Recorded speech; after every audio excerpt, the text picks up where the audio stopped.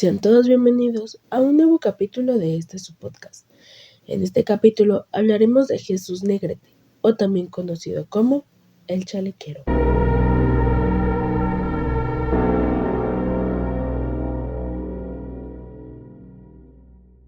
No se tiene registros exactos sobre la fecha de nacimiento de Jesús Negrete, pero se cree que nació a mediados del siglo. Se dice que su infancia estuvo marcada por la violencia y la pobreza.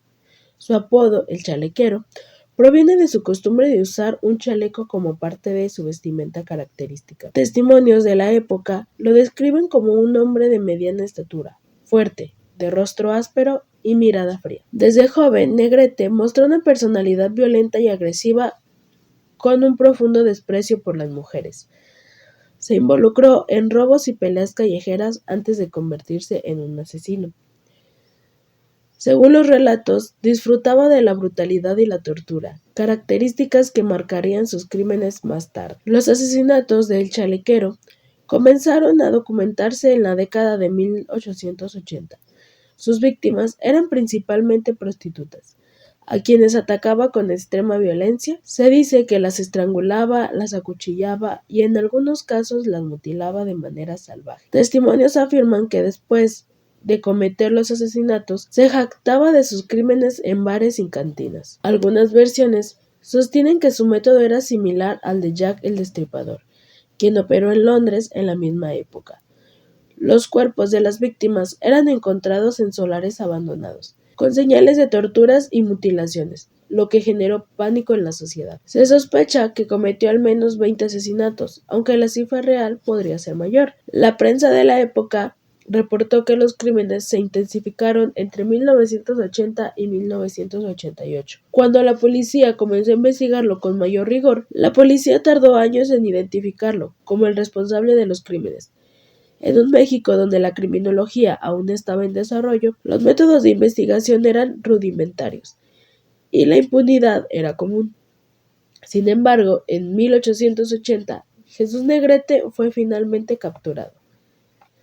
Según los reportes, Negrete fue arrestado tras el hallazgo del cadáver de una mujer, con signos de violencia extrema.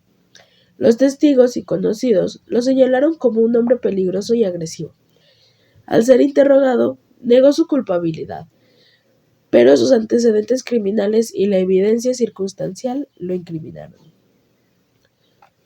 En prisión, se dice que confesó algunos de sus asesinatos, aunque se desconocen los detalles exactos de su testimonio. Algunas versiones sugieren que intentó escapar, pero fue recapturado rápidamente. El juicio de Jesús Negrete no está bien documentado, pero se cree que fue sentenciado a prisión de por vida. Existen dos versiones sobre su destino final. Murió en prisión tras cumplir varios años de condena. Algunos reportes mencionan que su muerte fue causada por una pelea con otros reclusos o por enfermedades derivadas de las malas condiciones carcelarias. Fue ejecutado extrajudicialmente. Según algunos historiadores, la policía, al no contar con pruebas suficientes para una condena formal, optó por eliminarlo en secreto. Cualquiera que haya sido su destino, su historia quedó marcada como uno de los primeros asesinos en serie de México. La historia del Chalequero ha sido comparada con la de Jack el Destripador, debido a la brutalidad de sus crímenes y el hecho de que atacaba a mujeres marginadas de la sociedad. Su caso marcó el inicio de los estudios criminológicos en México y dejó un impacto duradero en la memoria colectiva.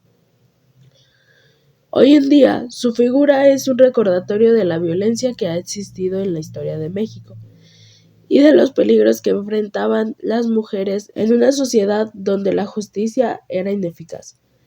Su legado perdura en libros, artículos y análisis criminales sobre los primeros asesinos en serie del país.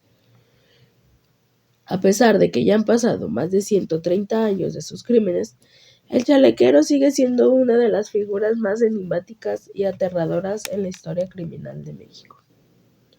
Sin más por el momento, los veo en un nuevo capítulo.